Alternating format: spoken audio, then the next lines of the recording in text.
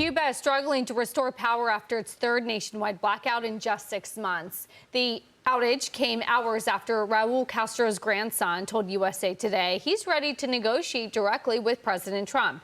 The communist regime is quickly running out of options. Its economic lifeline of tourism is cratering, and its friends, Russia and China, they're steering clear as America tightens its grip on the island. Jonathan, so this is hard for me because obviously from a humanitarian perspective, you don't want to see sort of these massive fuel shortages and blackouts.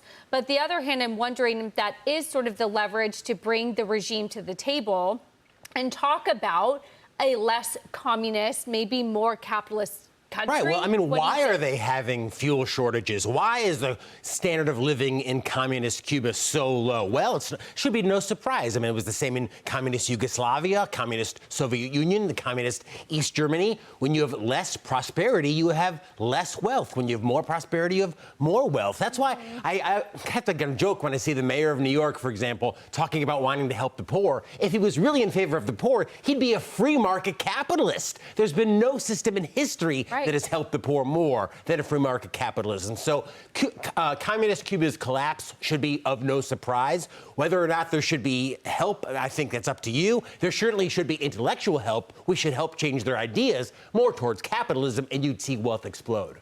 Brian, we've talked a lot about the geography of the Monroe Doctrine, from the Monroe Doctrine, sort of the grip on the Western Hemisphere. Venezuela's part of that plan. Panama Canal is part of that plan. Cuba? Yeah, I mean, I like this. You talk about kind of changing their minds. How do you don't change their ideas unless you change the power structure, okay? I don't see the Castros sort of giving up power. I mean, I don't know who this guy is, Rodriguez Castro. I don't know who that is. He probably enjoys being a Castro. I doubt that he wants to give up his power there. But this to me is the U.S., we've talked about this before, playing offense, okay? China plays offense.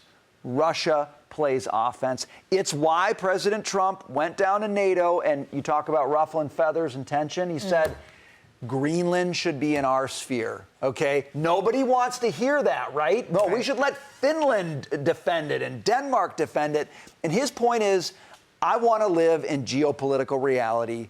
And the geopolitical reality is if Venezuela is communist, socialist, it's a problem for us. If Cuba is, it's the same reason. And if Greenland is defended by Denmark, we're toast because China and Russia don't care. This is called realism, the best kind of realism in my view. And I'm glad that we're playing offense. Jump in, Dagan, Jackie.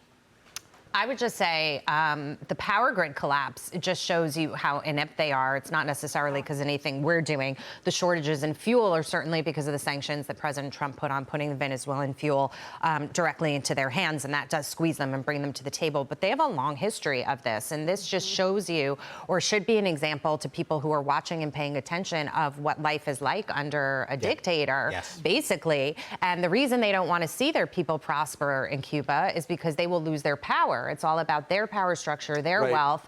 And so they rather have the people suffer. I mean, it is incredibly hot there right now and unbearable under these conditions. And so I just think, you know, when we talk about lessons of communism, when we talk about places where it's failed, this one's right in front of you. But I do commend President Trump for what he's trying to do because he's taken on so much. And I'm hoping that this might be the last straw that eventually pushes them, because I'm afraid when someone else comes into office that they will abandon these kinds of tactics and initiatives to try to push people to do the right thing finally.